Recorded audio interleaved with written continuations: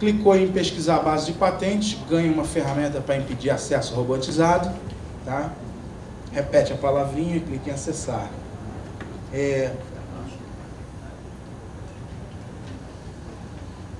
Existe uma pesquisa básica, que é muito básica mesmo, nem mostrei, né? Interessante a gente já ir na pesquisa avançada, que é que te dá maior elasticidade. Então, por exemplo, se você já tem um depósito, ou seu amigo tem um depósito, ou seu concorrente tem um depósito que você sabe o número e quer acompanhá-lo, quer saber o que está acontecendo com ele, você digita aqui o número do pedido. Aí você vai ver o que tiver sobre ele. Se você quiser ver a data de depósito, você pode colocar aqui uma data, um intervalo de datas para você pesquisar. O nome do depositante, tá? Resumo, título, classificação.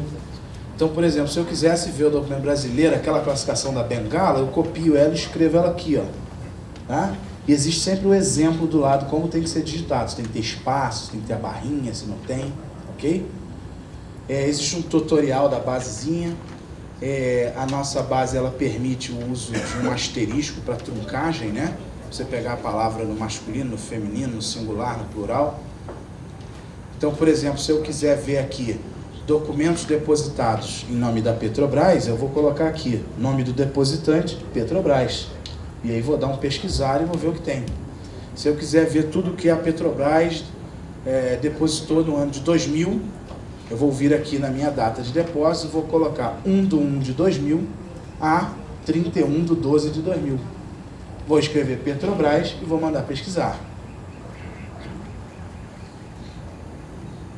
Então eu coloquei lá andaime suspenso e apareceu sempre que você manda pesquisar, assim como apareceu no História Europeu, você ganha uma listagem. Então te permite ver o número, a data de depósito e o título. Eu escolho um de meu interesse e clico. Ele vai abrir aquela fichinha que eu falei da indexação. A fichinha tem lá o número do pedido, a data, a classificação, o título, o resumo e o andamento, quais os despachos que ele já recebeu, tá? Naquele símbolozinho lá no canto, você clicando, ele vai te jogar para o SpaceNet. Se o documento tiver já disponível, você vai vê-lo na íntegra na tela. Já no SpaceNet, você já tem, olha, mais de 80 países. Então você vai fazer uma busca bem mais completa. Muitos documentos estão completos em formato PDF. Existem 10 campos de busca específicos, né? Inventor, título, resumo, classificação europeia, data de dada aqui, prioridades, troço todo. E você consegue colocar até 10 termos de busca em cada campo. Isso aqui eram só 4, eles aumentaram, ficou muito bom. Você tem os operadores lógicos, assim como tem na base brasileira também, o AND, o OR e o NOT, a gente vai ver como se usa isso. E tem uma truncagem um pouco mais elaborada. Se eu escrevo uma palavra e coloco um asterisco no final, significa um número ilimitado de caracteres depois do meu asterisco. Se eu colocar o ponto de interrogação, significa que ali pode ou não ter um caractere. Se eu coloco o jogo da velha, eu digo que ali tem que ter obrigatoriamente um caractere. Então, por exemplo, no caso do inglês americano e do inglês britânico, né? A palavra cor se escreve color, se for no inglês americano, ou colour, se for no inglês britânico. Então, naquela posição, pode ou não haver um U. Então, eu vou usar o meu interrogação. Agora, se eu sei que ali tem que ter uma letra, mas ela pode ser S ou Z, né? Characterization, você pode ter o S ou o Z, eu coloco um jogo da velha. Eu quero um caractere ali. Sendo ele S ou Z, eu vou querer um. Então, você vai brincar com essa truncagem. Aí você ganha acesso a até 500 registros. Então não adianta colocar lá assim, carro. Ele vai colocar para você assim, foram encontrados 12.000 pedidos, mostrando somente 500. Tá? Então se você vai fazer um estudo estatístico nessas bases gratuitas, você tem que fatiar isso de alguma forma. Não, mas eu quero tudo de carro, tudo. Então fatia, pega um ano de carro. Não, mas esse um ano já estourou 500. Pega um mês desse ano de carro. Faz a estatística. Segundo mês desse ano, mas o mês também está estourando. Pega semanas e semanas. Né? Cavalo dado não se olha os dentes. Ou Deus não dá asa a tatu, senão ele fura o céu. Por aí, né? Entendeu? Então você tem acesso à família, isso é importante para você saber se o documento deu entrada no Brasil, no México, na China, na Europa, tá? E o andamento dos pedidos nos países. É uma baixaria em paddock que o História Europeu tem. Você pode saber em cada país se ela já foi concedida ou não. Isso é muito interessante. Lembrando de novo a história do cavalo dado no suor dos dentes, né? Isso aí tudo tem um disclaimer, né, um aviso no próprio site dizendo, ó, isso são informações gratuitas, que você tem uma primeira posição, você não vai basear uma decisão do tipo, então eu vou botar uma planta de fabricar não sei o que lá no México, porque lá não tem... Não. Você acha, né? O site deu uma indicação boa de que não tem patente, vá contratar profissionais específicos para descobrir isso com certeza, entre em contato com o escritório mexicano, vê se eles têm como fornecer isso, antes de você tomar um passo dessa natureza. Mas já te dá um certo alívio, né? Então é a mesma coisa, você tem lá a máscara de busca deles, né? Você tem a busca inteligente, você solta uma palavra qualquer, ele vai procurar título, resumo, inventor, tudo que tiver. E você clicando em busca avançada, aí você já vai ter aqueles campos que você pode digitar suas coisas bem específicas.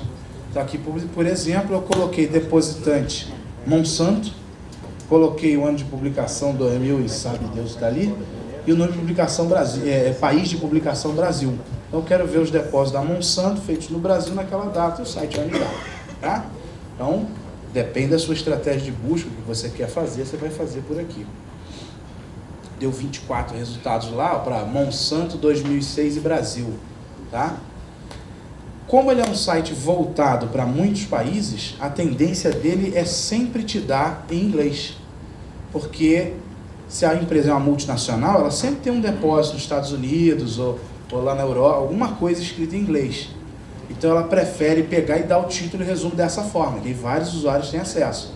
Mas você abrindo um documento desse, você tem lá aquela tabzinha, lembra?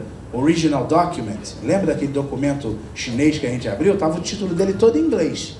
Mas eu tinha a reguinha lá, documento original. Aí você vai ler o chinesão mesmo. O escritório americano, ele já tem uma pegadinha. Eles têm duas bases. Por quê? Até 2000, 2001, sei lá, o americano só publicava o que era concedido. Então, se você entrasse uma patente dos Estados Unidos e ela não fosse concedida, ela nunca era publicada. Isso aí violava os acordos, os tratados, as coisas. Então, sob determinadas pressões, eles cederam e a partir de 2001, eles começaram, né, a publicar o pedido que era depositado e assim que ele é concedido, também publicar como é concedido. Só americano, mas você pode buscar no documento completo. Então, isso é interessante. Se a palavrinha que você colocar tiver nas reivindicações, ele vai achar. Se tiver no relatório descritivo, ele vai achar. Se tiver nos desenhos, ele vai achar. Também permite todas elas, né, truncagem, uso de operadores lógicos. A base americana, então você vai lá entrar, tem aqui patentes, mas você vai entrar em patentes, busca. Entrou lá, tá lá, buscar patentes. Aí não dá para ler nada, a gente vai abrir isso aqui ao vivo, né? Mas você tem duas bases. A base de concedidas, vai clicar lá em busca avançada, né? Só dando só uma pincelada, tá, pessoal? Depois a gente entra aqui com calma. Aí você já vê que ele é totalmente diferente. Eu não tenho os campinhos dizendo, né, depositante, título, data, não sei o que, não sei o que. O que eu tenho é, cada campo de busca tem uma abreviação. Olha quantos campos eles têm. Você pode procurar pelo nome do examinador que lidou com aquela patente. Então o cara diz, eu estou fazendo uma busca de células-tronco e eu quero ver quem são examinadores importantes na área de célula-tronco. Eu pego o nome de um fulano. Será que esse fulano ele é bonzinho, ele é mau? Será que ele faz um bom trabalho? Eu posso buscar com o nome dele todas as patentes que ele andou examinando. Tá? Cidade do inventor, cidade do depositante, esse tipo de coisa, tudo você obtém ali. Então, como a máscara de busca ia ficar muito pesada, eles optaram por essa estratégia. Então, aqui, por exemplo, eu estou buscando duas palavras no título. Então, eu escrevo TTL barra e boto a estratégia de busca. Tá? Se fosse no resumo, seria ABST, que é Abstract, barra e as palavrinhas. Então, a primeira coisa que a gente começa a ver aqui é o seguinte: os sites gratuitos não têm uma linguagem comum, né? Então, assim, tem suas particularidades, tem a sua cobertura e tem a sua maneira de buscar diferenciada. Quando eu dei entrada lá com aquela minha busca, eu ganho de novo uma listinha de documentos, eu escolho um para clicar. Então, dentro desse contexto de ser bem diferente do site pago, do site gratuito, né? Tendo toda essa capacidade de busca gratuita, vem a pergunta: para que eu vou pagar, né? Por que eu vou ter uma base paga se eu posso ter isso de graça? Então vamos ver aqui alguns tropeços que existem. Primeira é patente de composto químico, tá? Você buscar determinados campos tecnológicos utilizando palavras-chave é muito complicado. Imaginem, por exemplo, um conector elétrico, né? Uma tomada de 5, 7 pinos, você buscar isso por palavra-chave, né? Você vai ficar enlouquecido. É muito mais fácil você olhar para a cara da tomada e rapidamente: não, essa não tem nada a ver com a minha, essa também não. Você começar, né? Conector elétrico com seção toroidal em U, dotado de um pino com semi-articularidade. Eu um dia me perdi lá na seção toroidal, que eu não sei o que é isso. Então, você, muitas vezes, tendo visual, te ajuda muito mais. E no caso dos compostos químicos, tá? A gente notou então que a base gratuita tem ausência de uma linguagem única. Número limitado de termos de busca. Por exemplo, o site do europeu, a gente viu, só cabe 10, né? Impossibilidade de extração automática de termos de interesse. Se eu chegar, olha, busca aí para mim, célula combustível. Deu 500 pedidos. Eu quero que desses 500 você me dê todos os depositantes. O site diz: não vou te dar nada. Eu te mostro os 500 e você que anote eles na mão, no Access da vida, né? E vá fazer sua própria estatística. Você tem que abrir um por um, anotar aquelas empresas todinhas, para depois ver quem é privado, quem é público. Quer dizer, é possível de ser feito, mas vai te dar uma trabalheira incrível. Impossibilidade de consultar pelo número de registro da molécula. Tá? O pessoal que trabalha com química, com certeza conhece o KaiserRN. Uma empresa americana, Chemical Abstract Service, ela atribuiu um número de registro para cada molécula conhecida. É como se fosse o número da nossa carteira de identidade. Então, em vez de eu ficar me preocupando com como descrever aquela molécula, eu só coloco um número. Tá? Isso facilita incrivelmente a busca. E não existe nenhuma base de patente gratuita que te permita buscar pela estrutura. Ou seja, eu desenho a molécula e busco. E em que isso vai me impactar? Temos aqui um composto chamado imidacloprid, tá? É um pesticida, ok? Esse composto,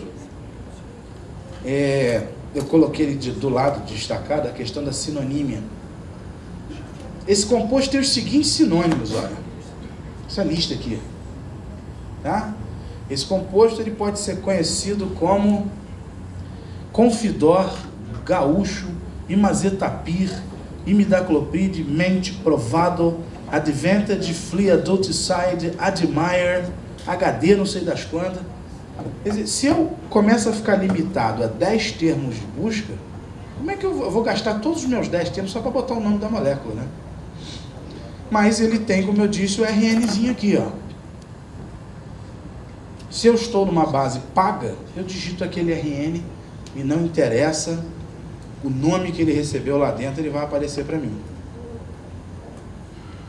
Então, o resultado disso é que se eu entrar na base brasileira, essa busca tem um tempinho que eu fiz, às vezes o número já mudou, mas na época, eu colocando a palavra imidacloprid, eu tinha 6 documentos de patente brasileiro. Quando eu entrar via sistema pago, no caso do Dialog, eu tinha 123.